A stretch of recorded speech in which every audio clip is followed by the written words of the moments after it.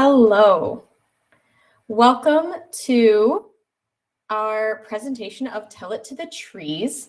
Unfortunately, our presenter today, Ariel, could not make it, but I have a snazzy PowerPoint that'll allow us to do the job. So my name is Katrina Schlicker. I work for Wild Rivers Conservancy as their outdoor educator. So if you have any questions, please put them in the chat. We'll get to them at the end. Ariel has tried to make this presentation as interactive as possible. So make sure every kid or student or person has a piece of paper and a pencil. Just a reminder that this session is being recorded and will be made permanently available on the Wild Rivers Conservancy YouTube account. So with that, let's get into it. I'm going to share my screen like so. Awesome. And then we're going to start this PowerPoint.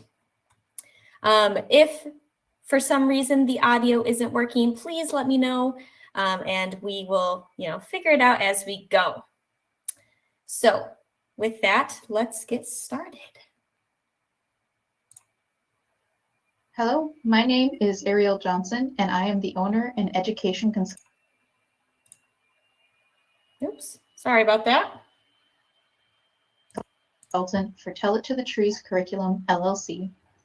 I received my Bachelor's of Science in Biology and Broadfield Science from the University of Wisconsin-Superior, where I also earned my license for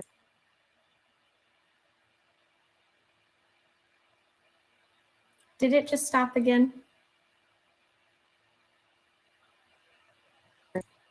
secondary ed. There we go. Okay. Meaning that I can teach middle and high school science. I taught high school science at the Fond du Lac Ojibwe School in Cloquet, Minnesota for a couple of years. During my second year, I began my program at the Hamline University, which was for my Master's of Art in Education in Natural Sciences and Environmental Education. For this lesson, each student will need a piece of paper and a pen or a pencil. Awesome. I'm going to turn off my camera for this, and I think I figured out how to make the sound keep working, so we'll keep going.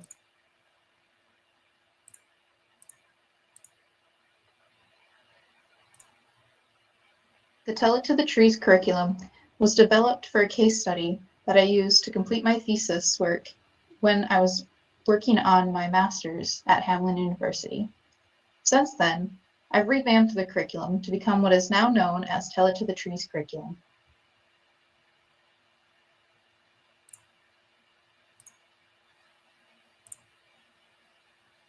The Tell It to the Trees curriculum has trailheads.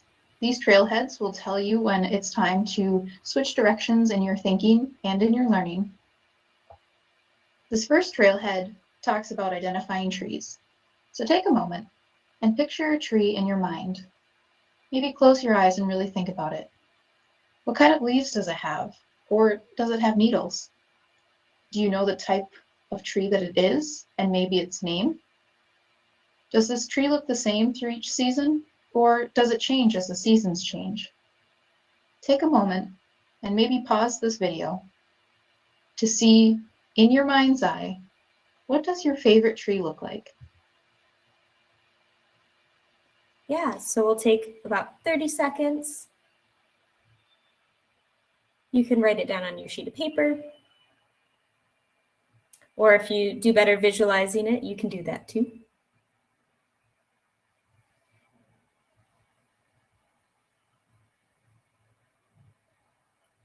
And we'll keep going.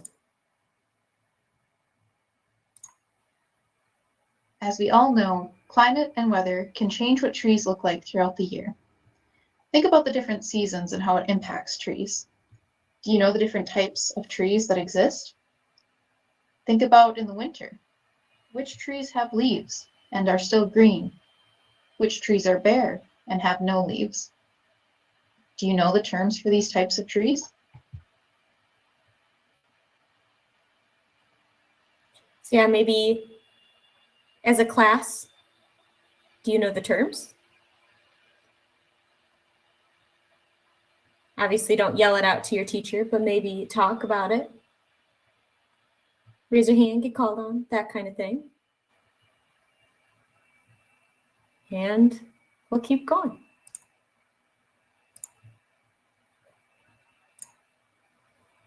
When we think about trees, we usually put them into one of two groups. They are either deciduous or they are evergreen. Deciduous trees are the ones that lose their leaves in the fall, and they lose these leaves to save energy. They start to lose their leaves when the temperature drops and moisture drops, meaning the air starts to dry out more. So the trees that might be losing their leaves in the fall might be your maple, your popple, your oak, and other trees that, in the winter tend to just be bare. Your evergreen trees, on the other hand, are typically the ones that have needles.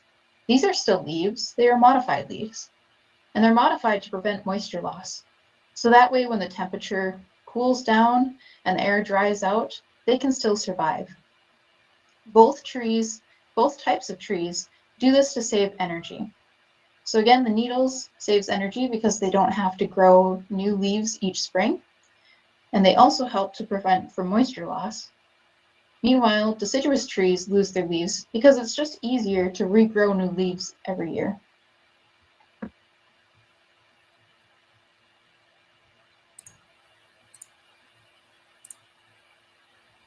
So you may have heard a word called coniferous. What about coniferous trees? Well, coniferous refers to cones, like pine cones. Coniferous trees have cones that spread seeds. Trees that don't have cones use other means, such as fruit or nuts. What kind of tree is usually coniferous? Is it deciduous or is it evergreen? Maybe pause this for a moment and think about that. Which trees do we see that have cones? Go ahead and talk about it in your classroom. What kind of trees have cones?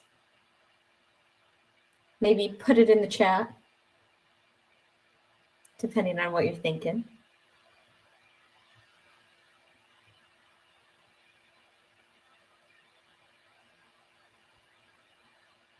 And we'll keep on going. Generally, we see that most evergreen trees are coniferous, such as the pine tree or the cedar. However, there is one deciduous coniferous tree, and that's the tamarack.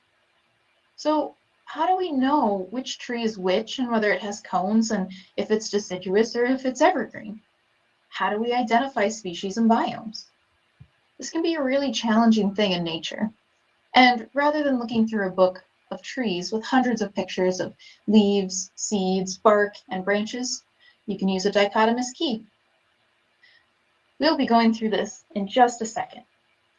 Dichotomous, or di, means two. So for each key or each level, there's two statements to help guide you to the answer. Let's take a break and get to a trailblaze.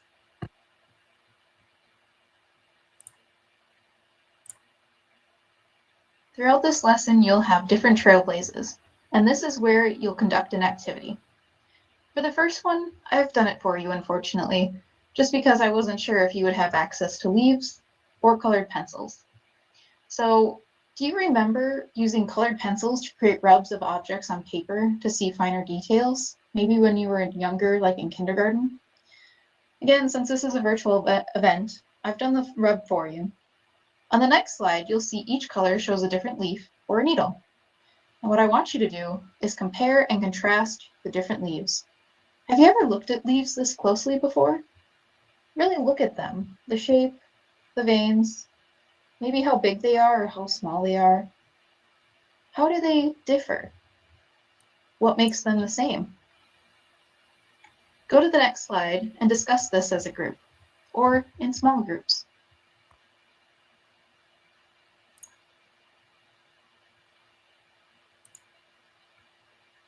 You'll notice on the slide that there are 8 different leaves, or at least 8 different attempts. Do some of these look familiar? Are there any that look new to you? What about these are the same? Are there differences? I would like to note that the one at the upper right-hand corner that's in the color black is a cedar branch, so that one was a little hard to get, but I thought it would still be good to add. So like I said, take a moment, compare and contrast these. Look at the similarities and the differences. What do you notice? Okay, in your classrooms, I'm going to leave this up for a little bit. Talk about what you notice. If you can identify the leaves, that would be A+. Maybe in the chat, let's see some examples of what we think they are. But I'll just give you probably about half a minute more.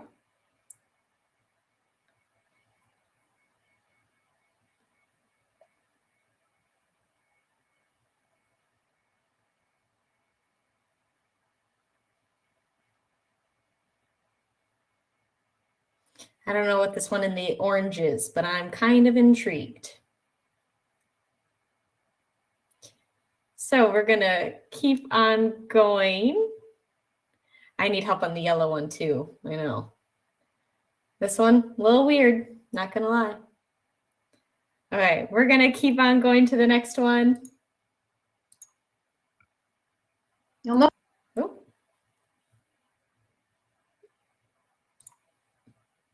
As I mentioned, you can use a dichotomous key to identify things in nature, especially trees. Now, right now might not be the best time to look at trees since none of the deciduous trees really have leaves right now, but the dichotomous key that you'll find on the next couple slides, you can find online too. So I recommend you check it out this summer when most of the trees have leaves again.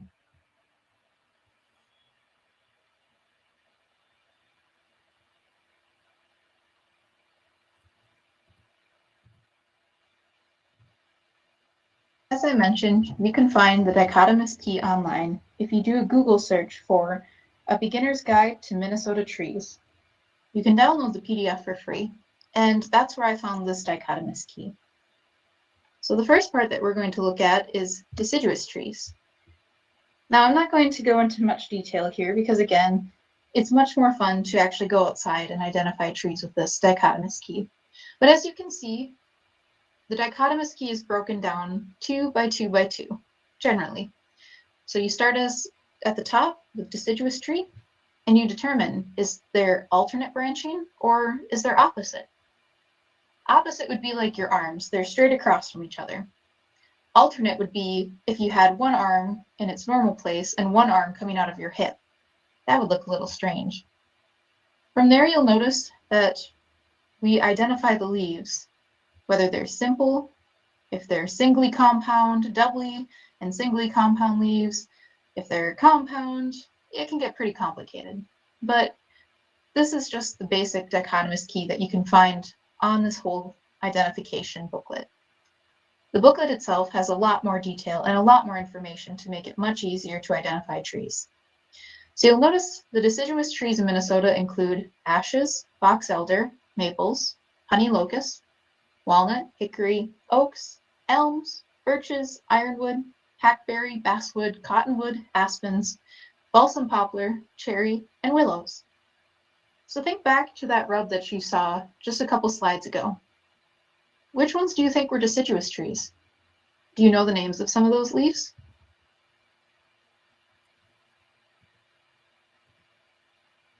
Next, we'll move on to the coniferous tree. So again, this is just a short guide to kind of show you the different types of coniferous trees that we have in Minnesota. You'll notice again that it's broken down 2 by 2, generally speaking. So we start at the top, coniferous tree, and we decide, does it have needle-like leaves or scale-like leaves where they're overlapping? The scale-like leaves are those of the white cedar and the red cedar. The needle-like leaves can be broken down into single leaves where it's just one needle, clustered needles where there's 12 or more needles in one little bundle, or a bundle of 2 to 5. If it's a bundle of 2 to 5, it's a pine. If it's a cluster, it's the eastern larch. If they're single leaves, you have to decide if it's a flat needle or if it's four-sided. If it's flat, it's a balsam fir. If it's four-sided, it's a spruce. Again, the booklet has a lot more information and breaks it down a lot more, but this is just to make it easy and take a quick look at the different coniferous trees we have in Minnesota.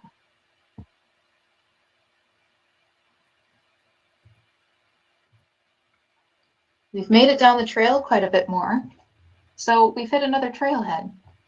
Let's take a moment to get to know some trees. Trees and people actually have a lot in common. From having families to being individually unique, trees can be compared to people in a lot of ways. Stop and think about that. How else are trees related to people? How are people like trees? Although trees can't talk, we can still learn a lot about their story. Think about it. When we still tell the story of our lives, what do we talk about? When you meet someone new, what do you ask about them? Take a moment and maybe with a partner or in a small group, think about some things that you typically ask a person when you first meet them. What are some things that you might think we can learn from trees? So talk with someone sitting next to you. I know when I introduce myself to someone, I typically ask for their name and I give mine. But what else might you do? And what information can we get from trees?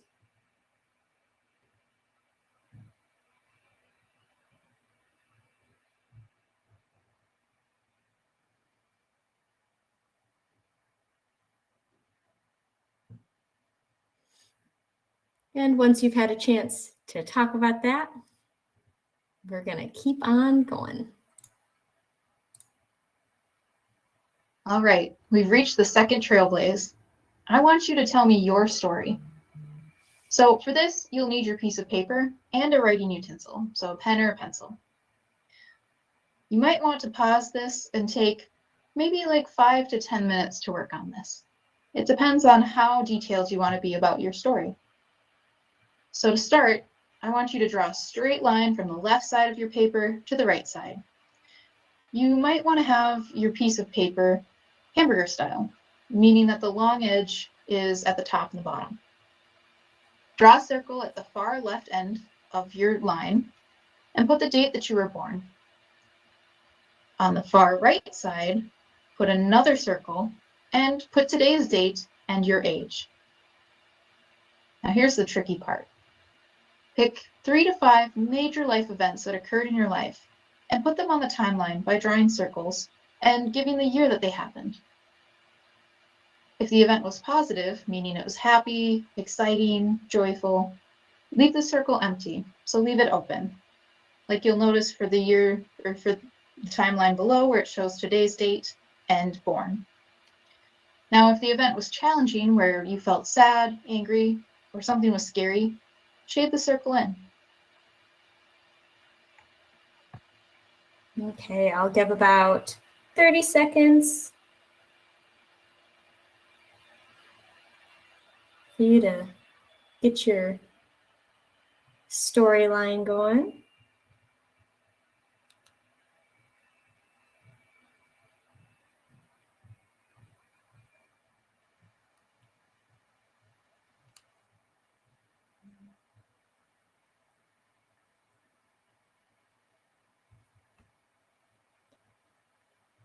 I don't know about you, but only 3 to 5 major life events. Whew, hard to pick.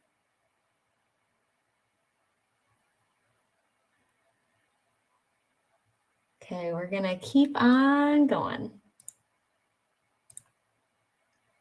So what does making a timeline mean for learning the story of a tree? What story do trees have to tell, and how do they tell it? We can learn a tree story in a couple of ways. The first being a tree cookie. Now hopefully this doesn't make you hungry because there's no food involved. But a tree cookie is what we call the cross-section of a tree. So when we cut down a tree, we can cut a small section of that tree across-wise to get more information about the tree. We can also take a tree core. So much like coring an apple, we can take a core of a tree using an increment bore. You'll notice in the picture in the bottom left corner, there's an increment bore in the side of a tree.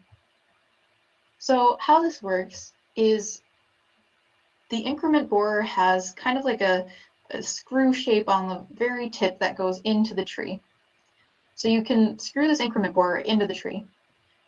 Now, typically, what we have is you'd stand next to the tree, and at about chest high, you would start to put the increment borer in. The trick is you're trying to get to the center of the tree without going too far past it, because the center is pretty much year zero, or, I guess you could call it when the tree was born, just for making it easy. So you have to find the center of a tree, and sometimes the tree is much too wide to find the center. So the increment borer is great because we don't have to cut a tree down, but it can be challenging too because we don't always get the information that we need. But as you can see in the bottom right picture, you can kind of see the ring marks there. You'll see the lighter rings and then the darker rings.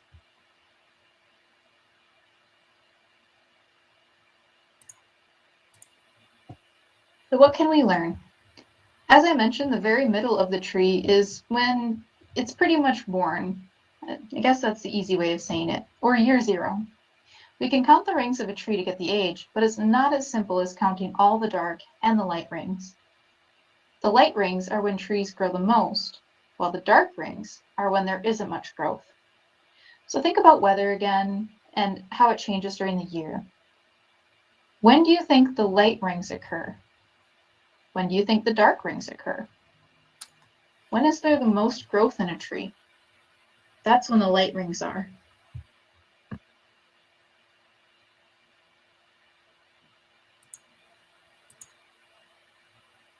For the age and life of trees, the light rings show spring or summer months, while the dark rings show more of the fall and winter months.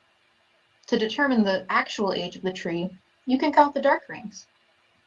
The varying thickness of the lines can show us the conditions the trees face during its life, meaning thinner lines show more challenging years with less growth, while thicker lines show better years with more growth.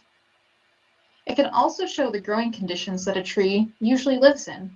So trees that live in swamps usually have thinner lines, but that doesn't mean that their life is challenging.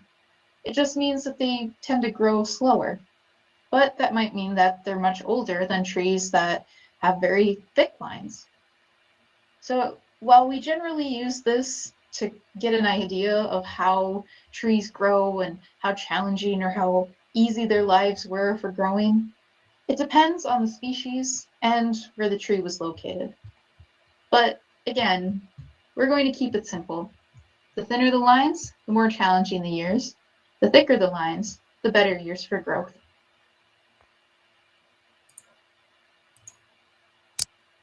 We've walked down the trail a bit more, and now we're on to trailblaze number 3. If you were a tree, what would your story be? Remember that timeline you made? Let's turn that into a tree cookie. What I want you to do is flip your piece of paper over so it's on the new side. You're going to start with a small circle in the middle. This is the year you were born. I want you to draw more circles around that, kind of like a bullseye and a target, and draw one circle for each year of your life. Now, I want you to draw the rings to kind of represent your life. Positive years will have thicker rings, and challenging years will be thinner. So if you've had a really fun and exciting and positive life, you might have really big circles that are circling around that first circle you drew. If you've had some scary times or some angry times or sad times in your life, you might have a thinner tree, and that's okay. So take a moment now, maybe again 5 to 10 minutes, to draw your tree cookie. I've added a slide for the next slide to kind of give you an idea of what I mean with the circles. So feel free to jump to that slide.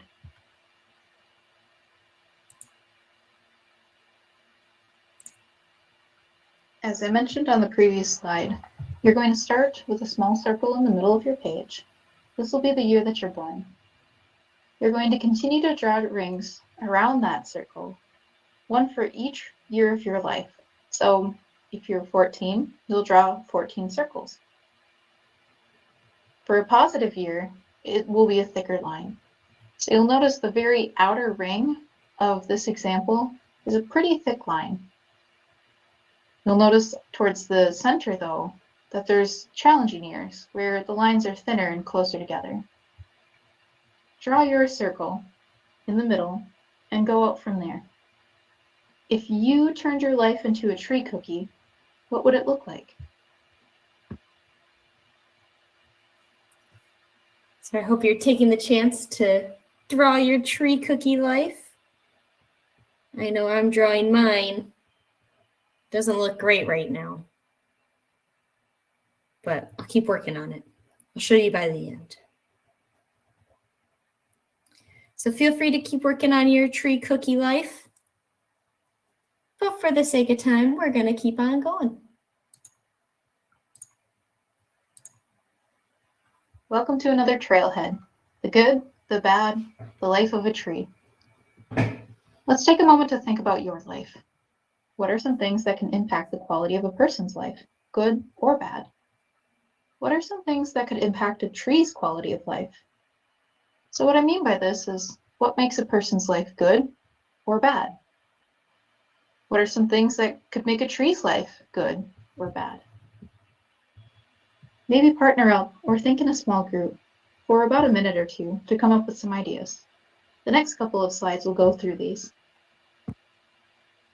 Okay, I'll give you 30 seconds to talk to your neighbor or maybe the people around you about some things that could impact a person's life and a tree's life.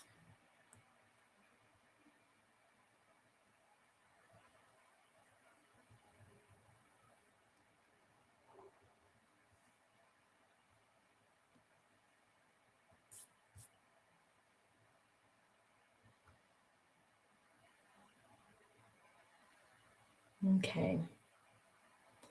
Now let's see what some answers are for that. Tree health, nutrients, pests, and disease. Oh my. Just like with humans, trees can be impacted by a lot of things that can either make them healthy or make them sick. Trees get their nutrients from the soil. They need vitamins and nutrients to grow and stay healthy, just like people. And just like people, different pests can cause them to get sick. Insects can cause damage to leaves or the wood of trees, leaving them vulnerable to disease. Earthworms can actually harm trees by breaking down leaf litter and exposing seedlings to predation, meaning if there's not leaf coverage on the forest floor, a little seedling could be eaten by a rabbit or a deer. Fungi and mushroom can sometimes be parasitic, and this takes all the water and nutrients from a tree. There's other pests like deer that can eat small trees, and of course, humans are harmful to trees since humans can cut them down for paper and other wood products. Disease and bacteria can infect or harm trees or even kill them by targeting the leaves or root systems.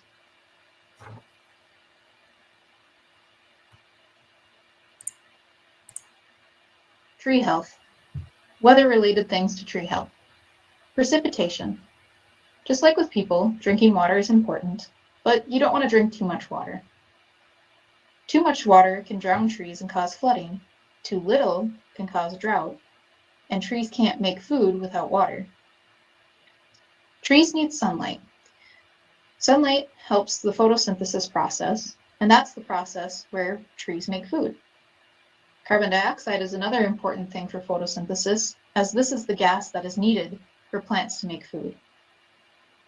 Fires can damage forests by burning them down entirely, and extreme colds can freeze moisture in trees, which can cause them to crack. If you're ever walking through the woods on a really cold day and you hear something pop, it's probably a tree popping. Lightning can crack trees or even cause fires. And of course, wind can knock down trees or snap them completely in half. There's a lot of weather-related things that can harm trees.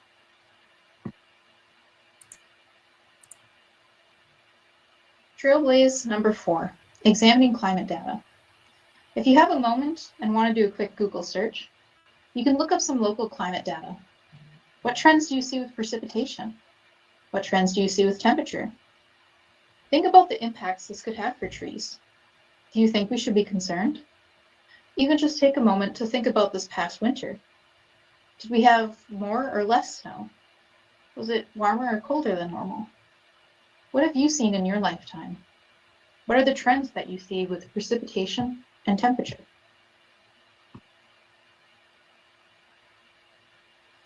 Definitely something I recommend taking a look at maybe after this session.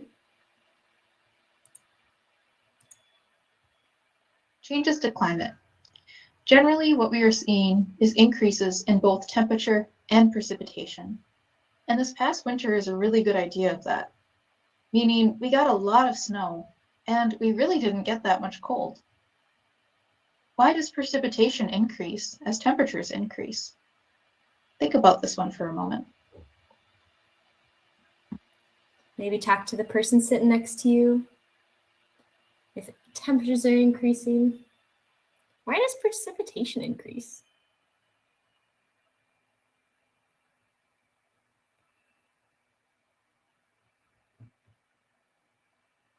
We'll keep on going.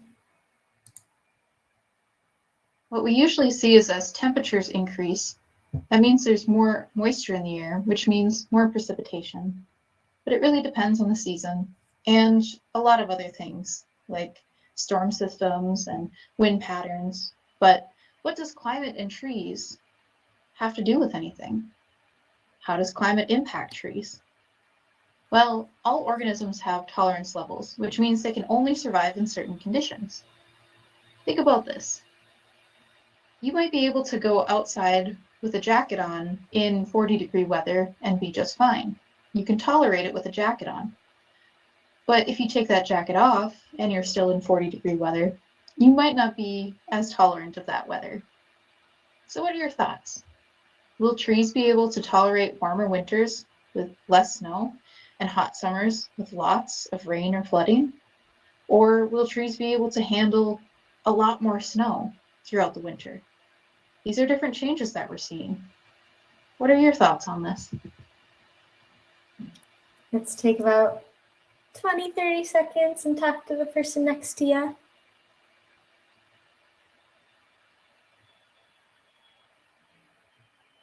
Very important question when talking about climate change. To give you an idea of the moisture tolerances of trees, I created this chart. At the very top, you have wet moisture tolerances. Next, you have moist. The yellow bar is moderately dry, and the very bottom, the orange, is dry. So you'll notice some species, like the black willow, the tamarack, and the cedar, can handle very wet conditions where their roots might be wet all the time. Moist would be where it's pretty wet, but there's also times where it might be somewhat dry. This includes a good chunk of the trees that we find in Minnesota, including the balsam fir, the black spruce, paper birch, yellow birch, red oak, red pine, and green ash, among some others. The moderately dry group includes the yellow birch, white spruce, silver maple, green ash, jack pine, and bur oak. There's only a few species that can handle really dry climates, and that would be the green ash, the jack pine, the bur oak, and the eastern red cedar. So when we think about the changes in climate and the changes in precipitation, which trees do you think will be able to tolerate these changes? Which trees might not tolerate it so well? Do you think any of these trees are in danger? Oh, really good questions there at the end of that slide. Take a second. Maybe say which kind of trees are the most tolerant. Say the least tolerant. Let's find out. Trailblaze number 5. Let's do a self-check. There's been a lot of challenges and concerning information discussed since the last trailhead. So take a moment to reflect on your current emotional state. What are you feeling right now? Are you feeling sad or angry, frustrated, upset, confused, overwhelmed? Take a minute just to think about what you're feeling right now. Yeah, I'll give you some time to think about it. I, for one, think I might add it to my tree cookie that I've been drawing.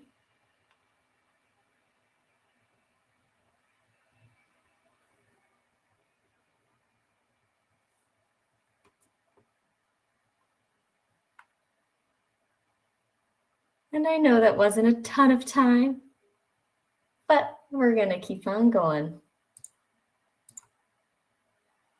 We've hit another trailhead. Science and seeds of hope. Nothing beautiful in the end comes without a measure of some pain, some frustration, some suffering. Archbishop Tutu. Science is a means of turning problems into solutions, and citizen science gives the average citizen the opportunity to be the change that they want to see. If you have a moment, or maybe later when you have time, do a quick Google search. Search for citizen science, and then put in your city or state. You'll find plenty of opportunities to get involved, to be the change that you want to be, to help our natural environment, and to be more involved with science and the research that's being done locally. If you're searching up citizen science, I definitely recommend also using the term community science.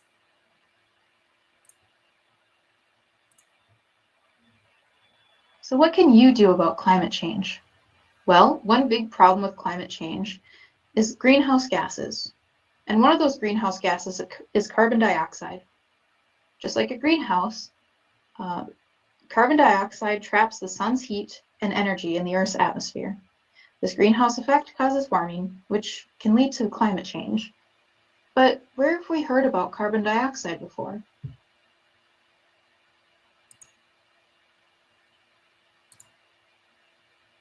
If you remember, carbon dioxide is an important gas for photosynthesis. Photosynthesis requires water, carbon dioxide, and sunlight. The product of this is glucose, and that's the sugar that plants use as food. So, if carbon dioxide can cause climate change, what can we do to help remedy the problem? What can we do to reduce carbon dioxide and to reduce greenhouse gases in the atmosphere? Oof. Yeah, what do you think?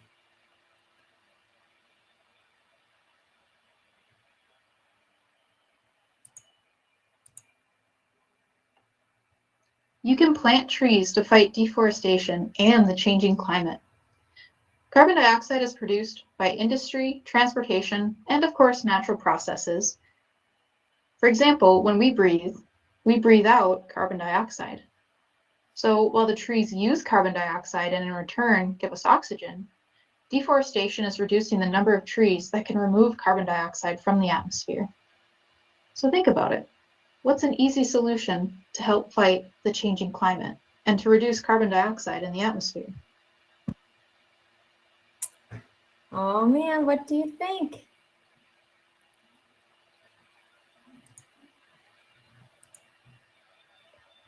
Trailblaze number 6, message to the trees.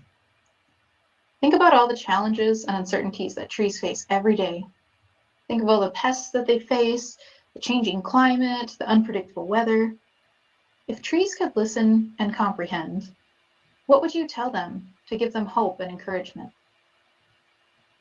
Write these words down on your piece of paper. For this activity, I won't have you turn it in, but I want you to write down something that you would want to tell the trees to give them hope. Maybe write down a few things, a few words of encouragement. Yeah, this might be a great thing to share as a class. Maybe you can add some in the chat and I can share them at the end.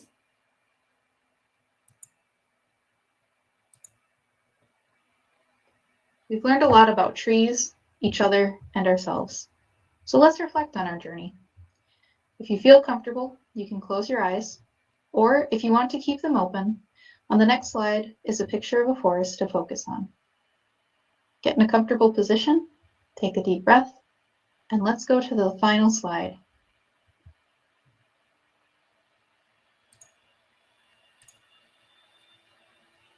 Picture yourself walking alone on a beautiful sunshine day in the forest. It's a cool fall day. the type of weather where you only need a light hoodie, and even then you're warm. There's a dirt path just big enough for you to walk on that leads to some tall trees deep in the woods. You follow the path, and the only sounds you hear are the sound of songbirds. Every now and then you hear a branch snapping from a squirrel, or maybe it's a deer. You can hear it run off as you get closer to it. Overhead you can see the sun shining through the leaves as the wind gently runs through the treetops. The light makes the leaves a bright green color, which contradicts the dark color of the tree bark. You keep walking down the dirt path, far into the forest to the patch of your favorite tree. A peaceful quiet welcomes you here to the forest. As you sit down underneath your favorite tree, you take a deep breath in and let your shoulders drop as you let the breath out. You think about the terrible storms, freezing cold winters, blistering hot summers, and the endless pests that have made the tree's life challenging. But yet, the tree stays rooted, tall and strong, while still being gentle enough to let its leaves dance in the wind. You are at peace among the trees, and you listen closely to the wind rushing through the trees. As you listen even closer, you hear the sound of whispering through the trees. These are the words you once told the trees, that the trees now want you to hear. Take a moment to read the message that you wrote to the trees on your piece of paper. Sometimes you'll find the answers to your questions in the whispering wind in the treetops. Sometimes you'll find the peace, support, and love you seek while sitting next to a tall tree in the forest. When you find yourself in times of sadness, anger, confusion, or uncertainty, take a moment and tell it to the trees.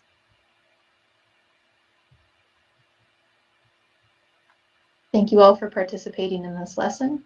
I hope that you learned a lot. And if you have any questions, feel free to reach out.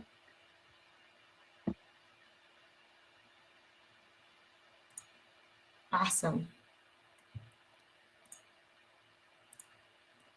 Well, I hope you got a lot out of that session. Like I said, Ariel wasn't able to be here physically, but you can definitely see the passion that she has for teaching people about trees in her program. I don't know about you, but I have a very interesting tree cookie right here. I learned it's very hard for me to apparently draw circles. But I would recommend, as a class, taking time to think about what messages of hope you'd give to your trees. Definitely think about what trees can do for you,